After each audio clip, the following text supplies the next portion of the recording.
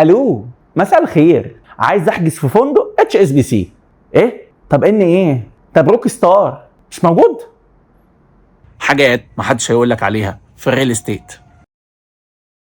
بتسمع عن اسماء فنادق كتير، فيرمونت، انتركونتيننتال، كامبنسكي والحاجات اللي بنشوفها على الكورنيش دي، ومش فاهم طبعا ايه الفرق ما بينهم. تعال ندردش شويه. كل الفنادق بتندرج تحت تشينز مستحوذ عليها من شركات كبيره جدا، بيبقى تحتها العلامات التجاريه المختلفه للفنادق. الشركه الام بيكون عندها اكتر من علامه تجاريه لكل المستويات، في لاكجري، في بريميوم، في ايسنشال، في ميد سكيل وهكذا. وطبعا كل مستوى ليه عدد النجوم بتاعته، من اول 7 نجوم لحد نجمه واحده. يعني مثلا مجموعه ماريوت انترناشونال فئه اللاكجري عندك ريتز كارلتون، سان ريجس، GW ماريوت. البريميوم فيها ماريوت شيراتون، والميد سكيل هناك كاونت يارد باي ماريوت وهكذا بقى. اما هيلتون وورلد وايد الشركه الام، تحتها في اللاكجري ووردروف وكونرد، تحتها في البريميوم هيلتون ودبل تري باي هيلتون وغيرها. في الميد سكيل عندك جاردن ان وهامبتون. ولو بصينا على مجموعه IHD العالميه هتلاقي عندك في اللاكجري اندييجو، انتركونتيننتال.